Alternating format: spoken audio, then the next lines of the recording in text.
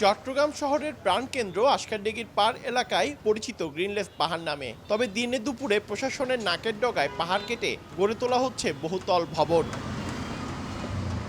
৯২টি পরিবারের জন্য স্বপ্নিল family owners নামে আলাদা ৩টি ভবন নির্মাণের কাজ চলছে এখানে। তা করতে গিয়ে পাহাড় কাটা হচ্ছে নির্বিচারে। ভবন নির্মাণের ক্ষেত্রে মানা হয়নি সিডিএর কোনো শর্ত। মামলা থাকায় এতদিন উচ্ছেদ অভিযান চালাতে পারেনি সিডিএ। তবে আদালত নিষেধাজ্ঞা ৮ সপ্তাহের জন্য স্থগিত করায় রোববার সকাল থেকে শুরু হয় অভিযান। ভেঙে দেয়া হয় অবৈধ স্থাপনা।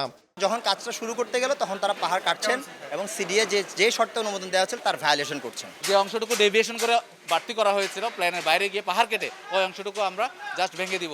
সবটুকু আমরা হয়তো ভাঙতে পারবো না, তাদেরকে একটা আলটিমেটাম দিয়ে দিব যে এই সময়ের মধ্যে আপনারা বাকি অংশটুকু নিজেরাই করবেন, আদারওয়াইজ পরবর্তীতে আমরা আবার অভিযান চালাবো। অবৈধভাবে পাহাড় দখল করে ভবন নির্মাণের জড়িতদের ছাড় দেওয়া হবে না বলে জানিয়েছেন চট্টগ্রাম উন্নয়ন কর্তৃপক্ষ।